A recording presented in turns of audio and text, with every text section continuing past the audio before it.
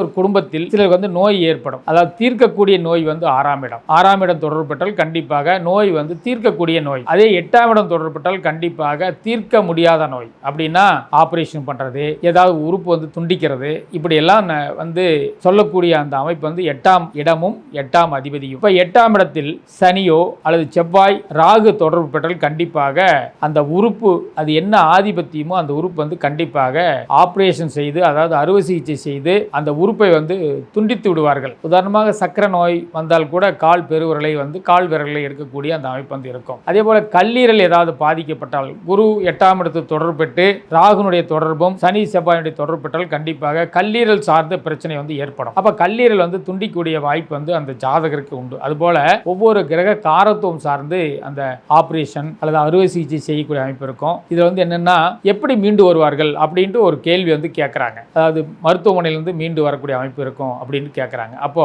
8ஆம் அதிபதி 3ஆம் இடம் தொடர்பு பெற்றால் கண்டிப்பாக அவர்கள் ஹாஸ்பிட்டல் இருந்து அந்த நோயிலிருந்து அல்லது ஆபரேஷனில் இருந்து கண்டிப்பாக மீண்டு வருவார்கள். 3ஆம் இடம் என்பது மீளுதல், மீண்டு வருதல் அல்லது திருப்பு முனை அப்படின்னு சொல்லக்கூடிய அமைப்பு. அதனால 8-3 தொடர்பு பெற்றால் கண்டிப்பாக அவர்கள் நோயிலிருந்து மீண்டு வருவார்கள். இவர்கள் வழிபாடு சனி பகவானோ அல்லது முருகர் வழிபாடு செய்தால் கண்டிப்பாக நோயிலிருந்து மீண்டு வரக்கூடிய அமைப்பு இருக்கும்.